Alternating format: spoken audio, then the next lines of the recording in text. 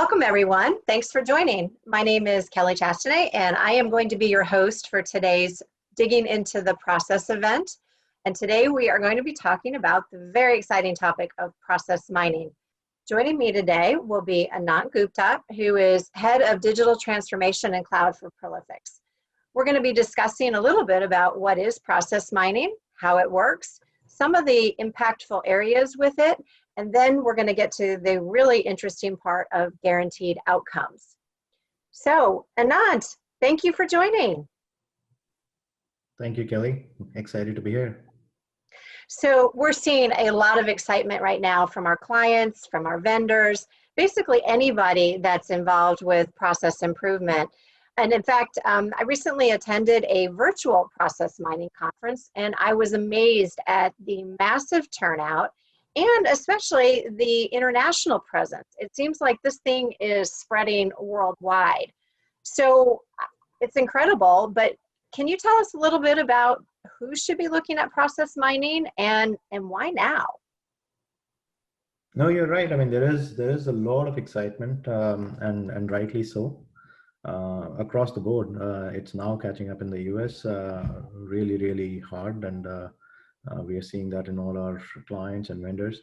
Who should be interested?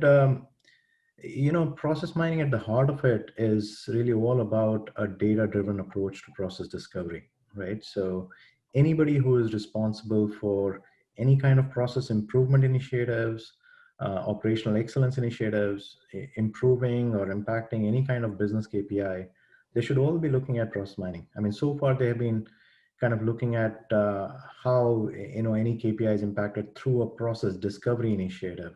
But those initiatives are very long, very costly, dare I say inaccurate most of the time, right? So they're all now trying to see if process mining is the solution, and we were seeing it absolutely is. It's a very important solution, important aspect of the overall solution. And why now? I think that's again, very interesting because it's not a new topic. It's not a new discipline. It's been around for, I want to say, a couple of decades now. It started getting commercially available in toolings around the 2006, 2007 timeframe. We did our first process mining initiative about 10 years back. So it's not new, but I think because I think now the tooling has really come of age, first of all. I think now because of the pandemic situation, and there is a lot of focus on cost, people really want to make sure that they are taking cost out of their operations. They want to run lean. They want to do more with less. There is a churn in the workforce. They're not doing work with the same people who have done it for 20 years. There are new people coming in. They want to see if the process is being executed right. So there are a lot of different factors that this has gained steam over the last year or so. So you mentioned data-driven. So just if you could, let's talk a little bit about how it works specifically and how, from a data-driven perspective, this compares to traditional process improvement methods. Absolutely. So, when we think of process, what comes in our mind first is, a nice visual diagram or, something that is really beautifully painted. It has all the different arrows and different kind of triangles, squares, and we think all of it is very structured, and it is not the case. A lot of the process in organizations is quite unstructured. People are just coming in to the offices, opening their desktops, and they start interacting with screens and systems. And for those kind of processes, it's very tough to really understand exactly what is happening in the entire life cycle of the process. And that's where it becomes very painstaking effort to really discover what is happening, how it happened, who did what, did we adhere to the policies, all of that. So with process mining, it is data driven because people are really looking at every interaction that people have with the systems. It leaves a digital footprint, right? People are looking at those digital footprints, collecting those digital footprints and correlating them, doing a time series analysis on those digital footprints to come up with a meaningful representation, a visual representation of what process got executed in reality, right? Not what you defined, not what you modeled, but how you executed it. So think of it as collection of digital footprints, analysis of the digital footprint, time series analysis of that, to visually represent what the process is.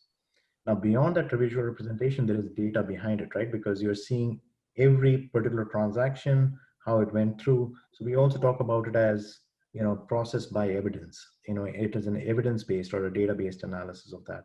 And that those two things are very, very powerful. You know what, I can really appreciate what process mining can bring to the table. I know we've run into several clients that have gone through process improvement opportunities, exercises. They define their process, and then we go in and we try and help them with re-engineering to do some sort of improvement, only to find in the code and in the data that things actually were working a little bit differently than they thought they were. There were more variables going on. And unfortunately that slows things down in that re-engineering effort, and you have to look at things a little bit differently. So I really appreciate the concept of using data. And the whole exercise of manually discovering, it's very, very long. It's very costly, right? So people don't, sometimes people give up midway. I mean, we have been in a lot of situations where, people say, oh, after 8 months, we really haven't recognized anything. We are not very further from where we were. We have a little bit more understanding. We are not sure if it is right or wrong. They get different views from different stakeholders, based on their opinions, their biases. So it's not scientific, and process mining really makes it very, very scientific and very accurate. I know Prolifics has always been a big advocate of understanding the as-is process, right? Exactly what's going on today in order to understand what the future could be. But your point is that it takes a long time, and and there's no guarantee, right? You want to be able to understand what's going to come out of this investment in this process re-improvement. So I think that's the perfect segue, Anant, to this concept of guaranteed outcomes. When your team first started talking to us about it, I was pretty excited, and I know my clients were as well. So if you would, go ahead and elaborate a little bit on what we mean when we say guaranteed outcomes in process mining. Absolutely, because that's the most appealing part, at least to me, the whole concept of guaranteed outcomes.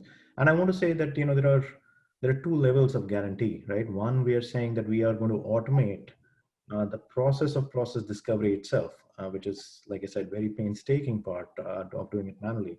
So we are saying that in 4 to 6 week time frame, we are going to do this process discovery for you because we are automating it instead of 6 months. So that's one guarantee that we are making, that it's going to be a quick, very cost-effective way of actually doing the process discovery.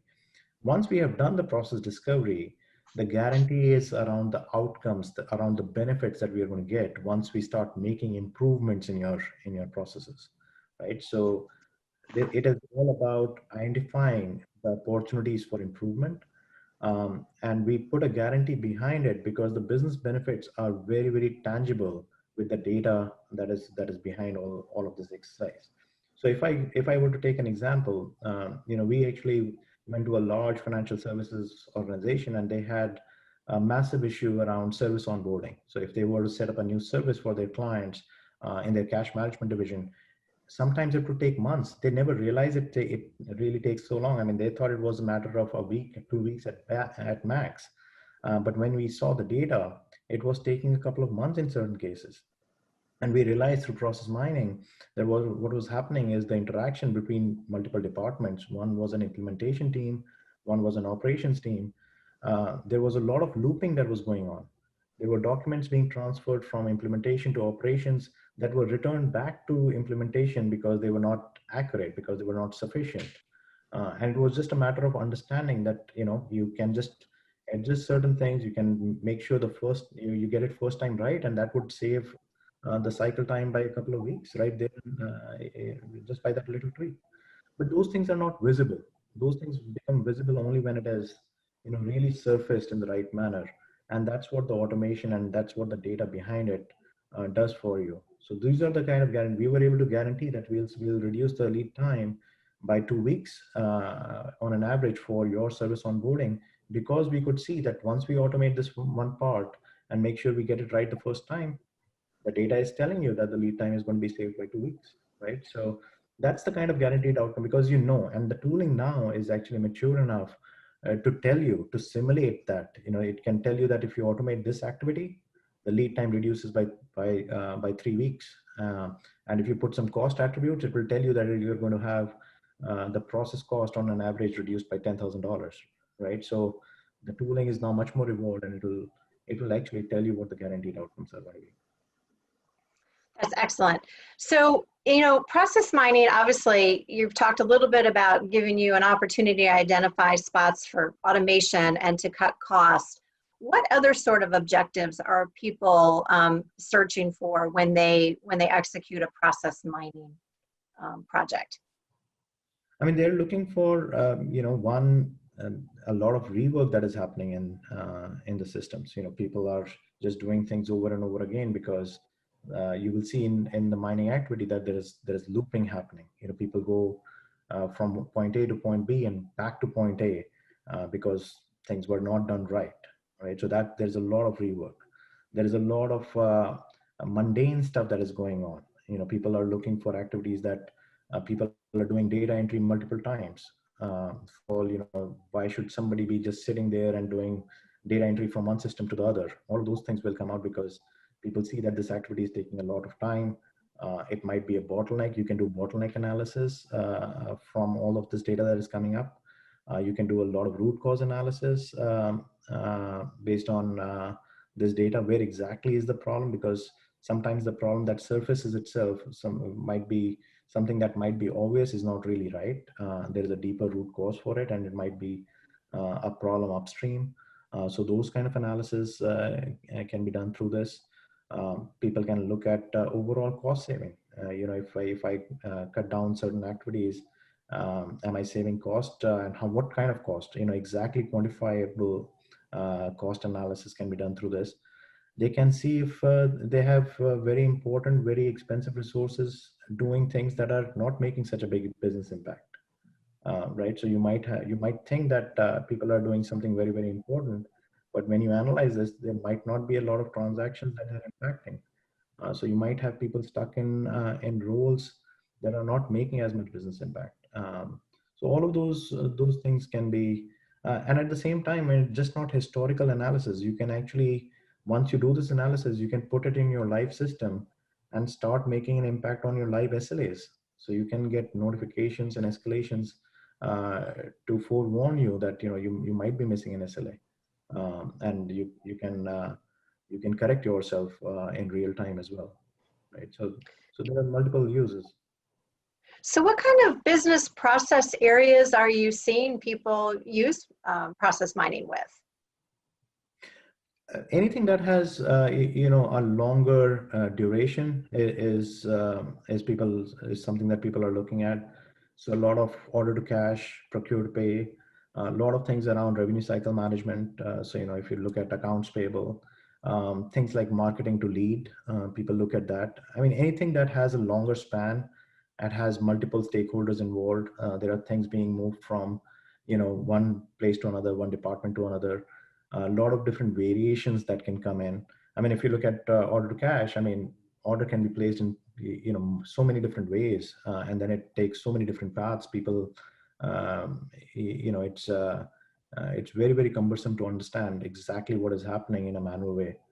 So to automate that, people see a lot of savings. People are looking at 40 to 70% savings in certain cases by understanding what is happening and standardizing those things. I mean, that's one of the other things, to standardize the business processes across different geographies.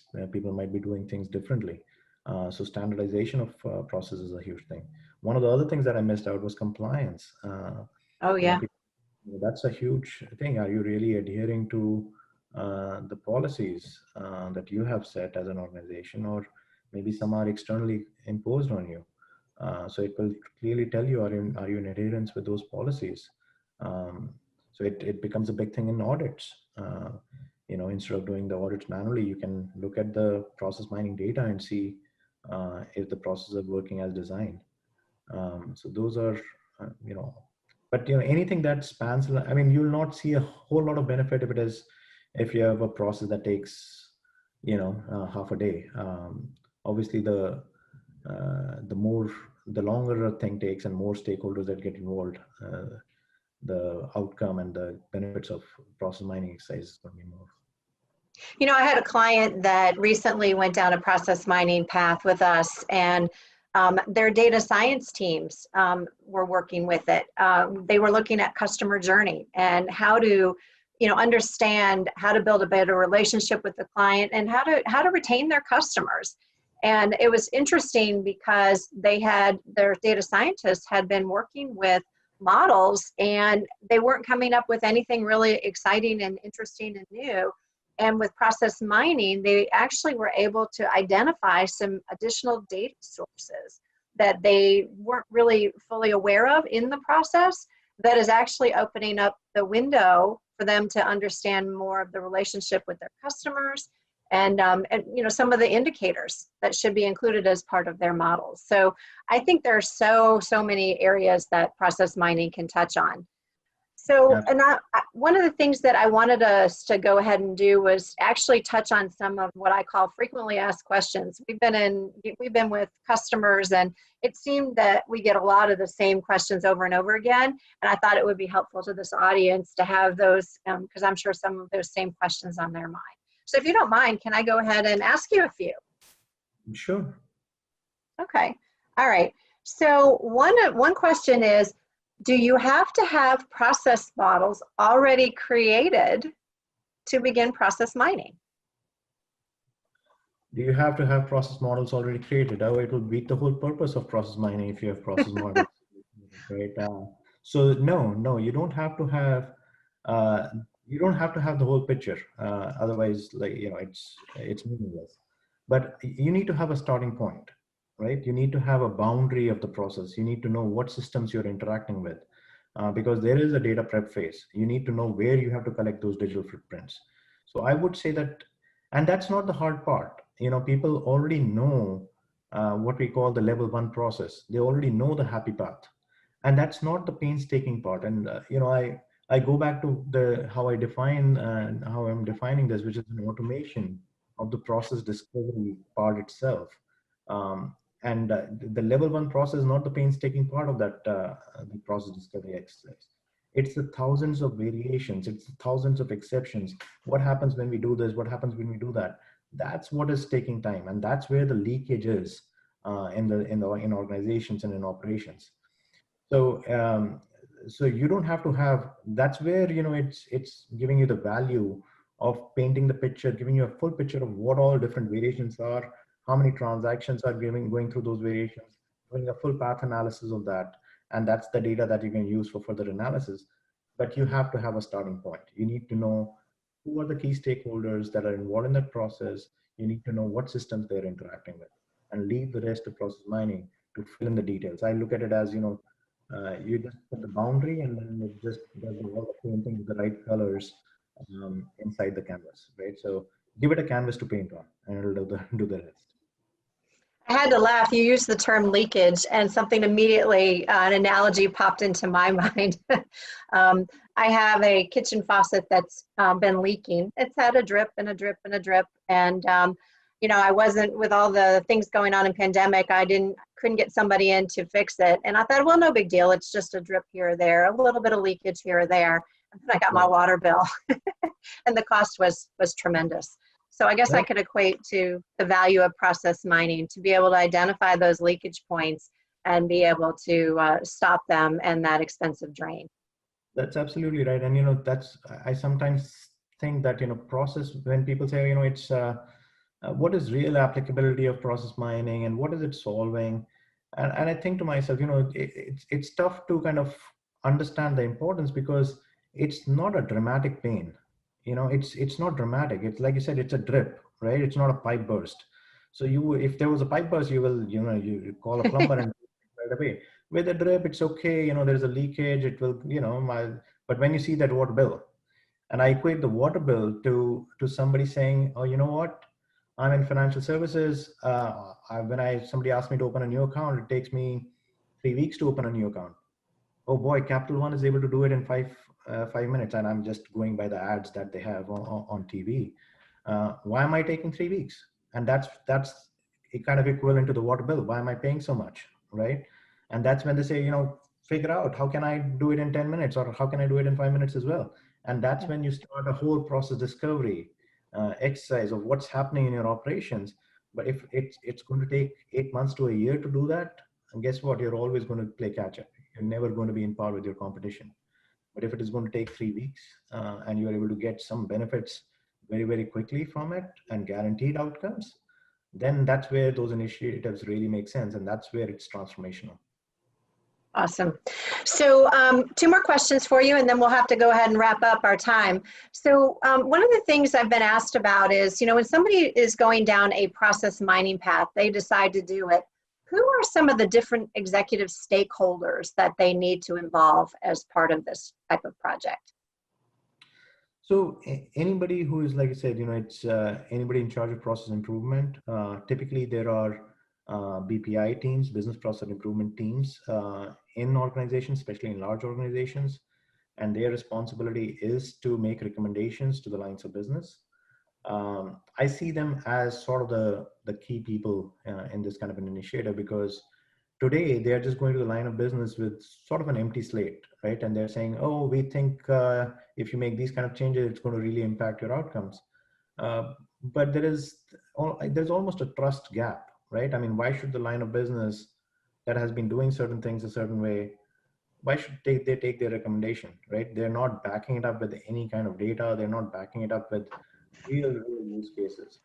And when you go in with things like a process mining tool, which shows I'm backing it up by data, and by the way, I'm backing it up by your data, not by some industry average, not somebody else's data. This is what we are seeing in your systems, and we can show you how, by doing certain things differently, making certain tweaks or automating certain things, this is what the outcome is going to be. This is how it's going to impact your KPIs. That's where the light bulb just goes on. That's where you see the glint in people's eyes that, wow, this is something real. So it's a very, very effective way. So I would say BPI teams. It has to really be, at least if not driven, it has to have a buy-in of the executives, right? Because it is a new way of thinking, and they have to know that it is the first step towards a true transformation in their operations. I mean, we have seen so many different operational excellence initiatives fail because they are not using the essential oil, which is data. They're just using opinions and biases, and this is a completely different way of doing things in a very short, very cost-effective, very, very accurate way, and we just can't stress it enough. So this pandemic time period has really put a sense of urgency around cutting costs in many businesses. So what would you say is, how quickly can an organization realize real results with a process mining project? I would say it's a matter of weeks, not a matter of months. I mean, the discovery itself is a 3 to 4 week exercise. And we have done that. I mean, we did in a large financial organization, they were looking at their process around feeds errors. And normally it would take, maybe 5 to 6 months to just do the discovery. And we were able to get that discovery done in 2 weeks. And it was obviously much more accurate because it was, again, real data behind it. And even if it is much more complex, then sometimes, things can take a year, but it's not that proportionate increase if you're doing it in an automated fashion, right? Because obviously there is some foundational time for data prep and stuff that is needed. So I would say the discovery itself is a 3 to 4 week exercise. And then whatever analysis on top, maybe another week or so, because once you have the data in the right format, the analysis is very, very quick. So I would say the whole thing to see value is a 4 to 5 week exercise. And then when you start implementing the recommendations, it's another few weeks, because a lot of these recommendations are just tweaks to your process. If there is an automation opportunity, automation these days is a very, very quick exercise with all the tooling that is available to us. So people can realize true value in a couple of months. This is hard value. I mean, we are not talking about value on paper. We're talking about value in production. So a lot of processes have the automated piece with systems, but you also were often asked about people that, the people side of this, right? What if there are human manual tasks that legitimately are part of a process? How do you factor that into what's going on with process mining?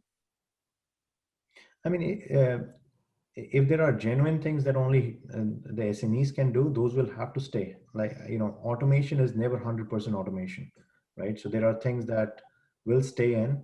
I would say anything that is being done today, the mundane activities are probably 60 to 70% of everybody's time, right? So those are the things that can be automated. But there is another concept around task mining, right? There is also a concept around really trying to understand what the humans are doing. So how they are interacting with the systems, how they are spending time on that screen, right? Are they going off taking a cup of coffee, or they're actually working on the screen for a couple of hours before they submit something, before they do something with the backend, as in put something in a database or in any other backend sources.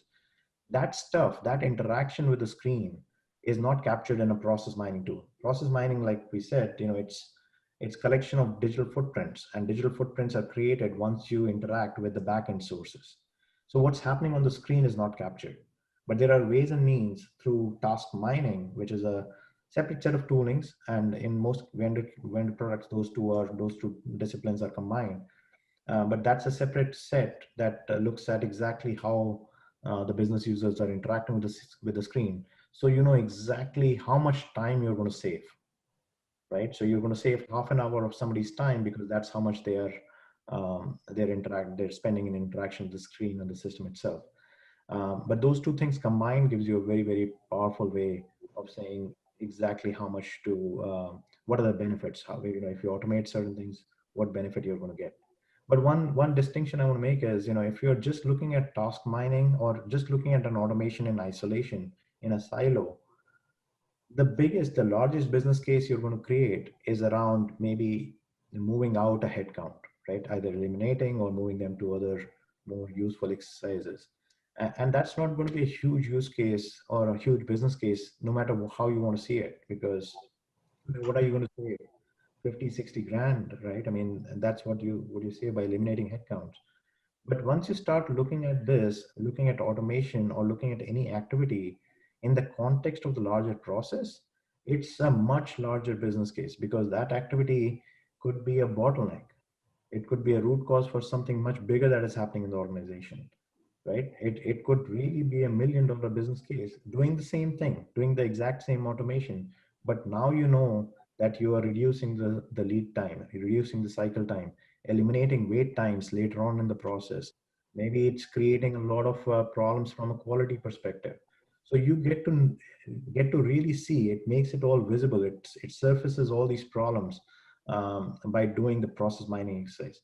So automation, while it's a good thing, it has to be put in the context of the overall process to really get the value, to really see the business case around it. Anat, this has been excellent discussion today. Thank you again for joining us.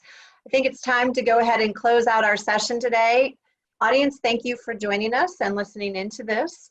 If you are thinking about doing process mining and not really sure what your first project should be, Prolifics offers a discovery workshop. It's a no-charge half-day workshop where we can take you through and identify a good candidate for your first exercise and what you would need to prepare. Thank you all for joining and have a great day.